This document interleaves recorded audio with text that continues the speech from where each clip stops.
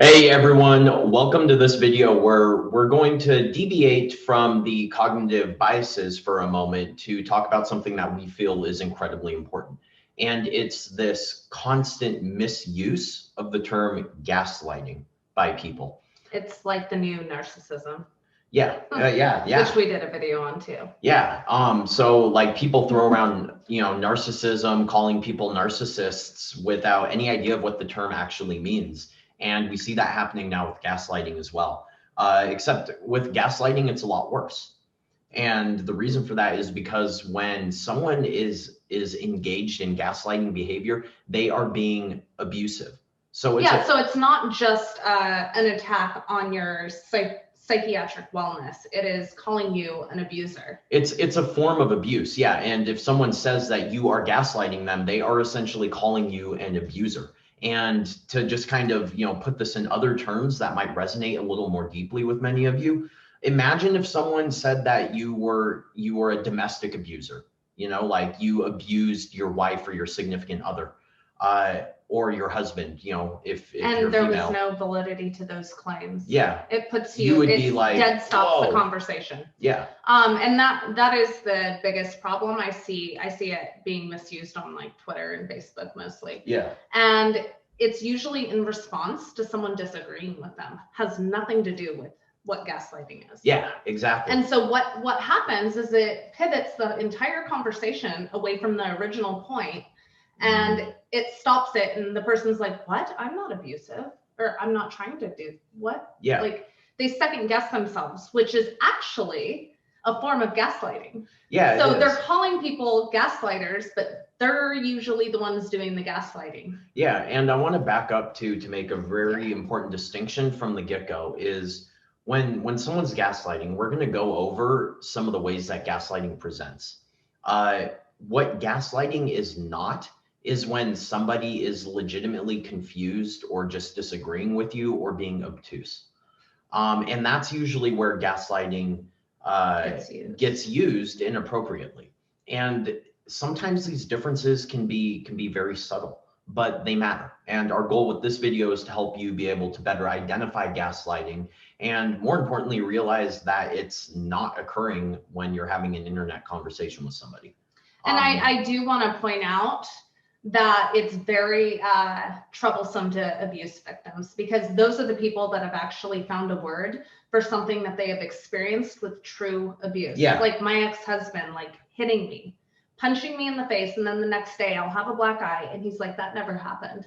Yeah. And that's gaslighting. Yes. And so it really bothers me when I see it misused all the time, because it's a term that I finally like understood something that was happening to me.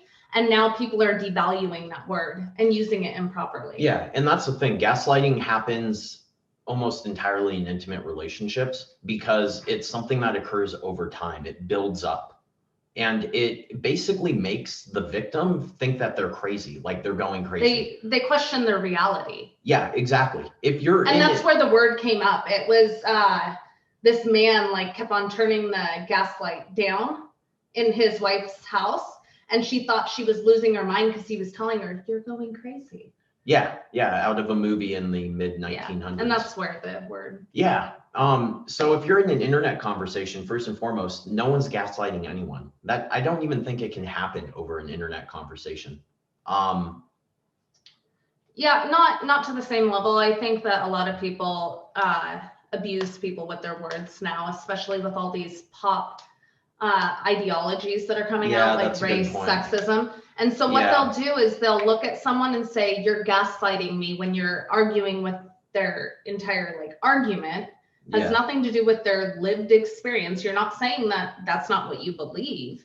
You're saying this is why your reasoning is flawed. Yeah. And so they'll say you're gaslighting. Yeah. And you're a racist. And those kind of accusations are that's almost, they're presenting what they're doing.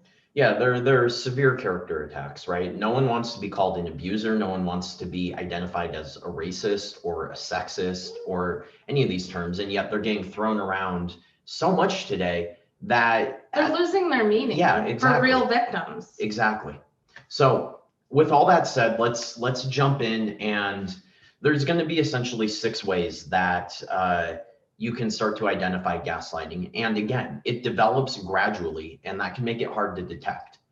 So the first one, kind of exactly the example she gave earlier about hitting and denying is countering. It's when you make someone question their own memories.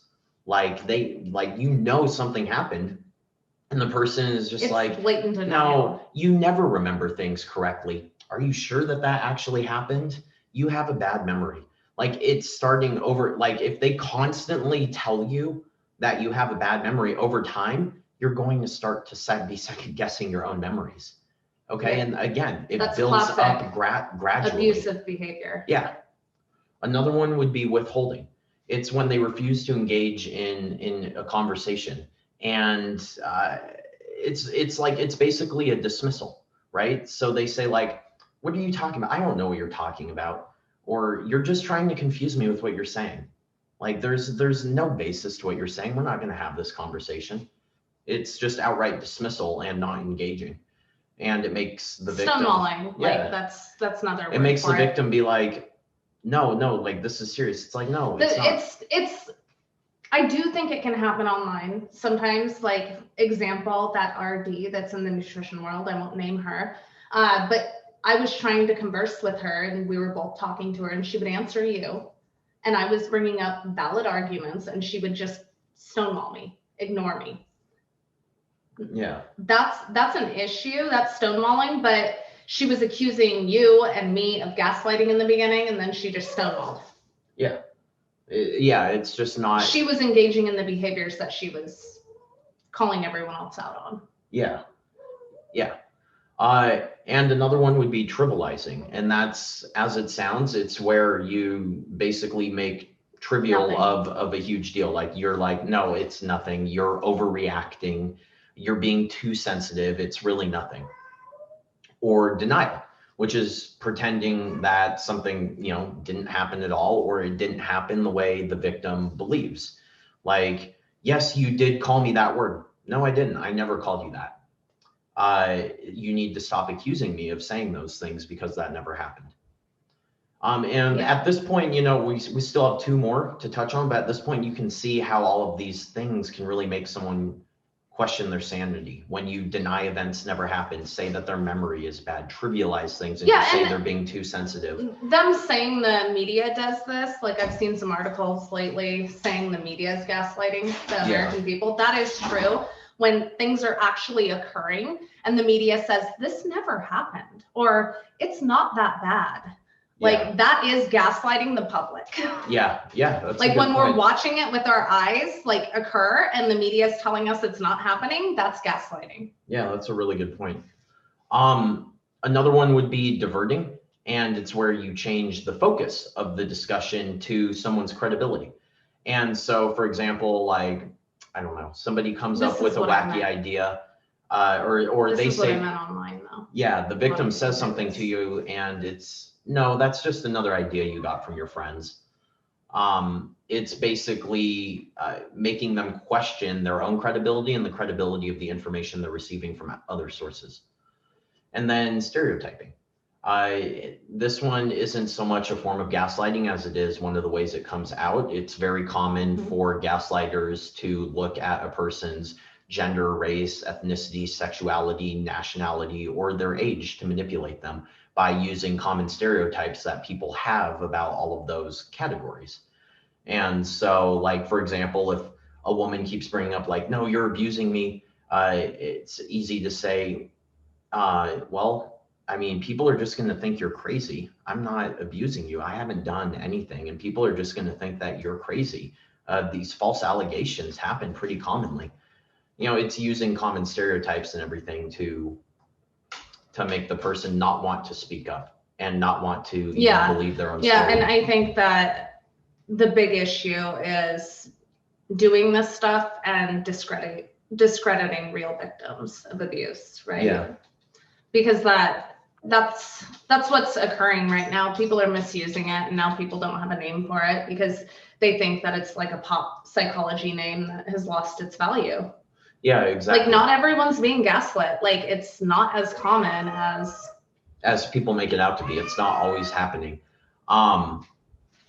Yeah, it's something that matters, and you need to stop throwing the term around.